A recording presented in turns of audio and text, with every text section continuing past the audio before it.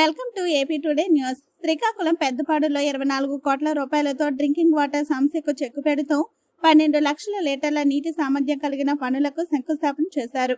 ఈ పనులు పూర్తయితే పెద్దపాడు గ్రామం, చాపురం, చెట్టూరుపేట, వానవాణిపేట గ్రామాలకు తాగునీరు అందనుంది. అనంతరం 4వ విడత వైఎస్ఆర్ ఆసరా పంపిణీ కార్యక్రమంలో పాల్గొన్నారు.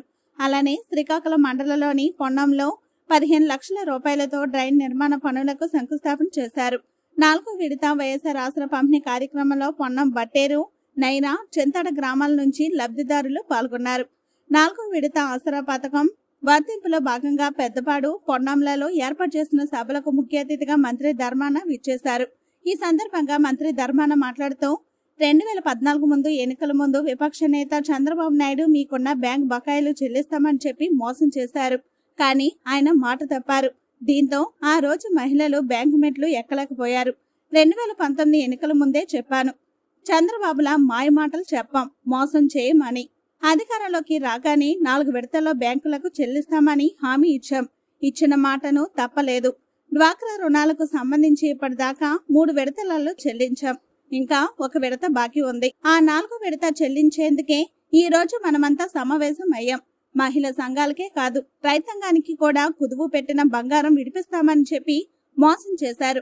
2019 ఎన్నికల ముందు పసుపు కుంకుమ పథకం కోసం కొంత డబ్బు వేశారు. డబ్బులు తీసుకున్నారు.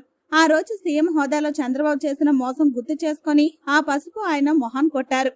ఓటు జగన్ కి వేసి సీఎంను చేశారు. పేద వర్గాలు ఇవాళ ధైర్యంగా బతుకుతున్నారు అంటే అందుకు కారణం రాష్ట్రంలో ఉన్న జగన్ ప్రభుత్వం మాత్రమే. చెప్పింది చెప్పినట్లు చేసి అన్ని వర్గాలను సంతోషంగా ఉంచి ఇచ్చిన మాట నిలబెట్టుకున్నారు జగన్. మాట ఇచ్చి నిలబెట్టుకున్న జగన్ ను ఎన్నుకుంటారో, మాట తప్పి మోసం చేసి చంద్రబాబుకి ఓటు వేస్తారో ఆలోచించండి. కన్ను బిడ్డల కన్నా ఎక్కువగా చూస్తున్నారు వాలంటీర్లు. మళ్లీ వైఎస్ఆర్సీపీ ప్రభుత్వం ఏర్పాటు అయితేనే వాలంటీర్లు ఉంటారు. ఇది కూడా ఒకసారి మీరు ఆలోచన చేయండి. పెద్దపాడు, తంగివానిపేట, పాతనవలస, చాపారం, గాంధీనగర్, వానవానిపేట, జాడపేట, శాస్త్రులపేట, గోవిందపురం గ్రామాలకు చెందినటువంటి సోదరీమణులారా, ఇతర అధికారులారా, పాత్రికేయ మిత్రులారా, గ్రామ పెద్దలందరికీ హృదయపూర్వక నమస్కారం.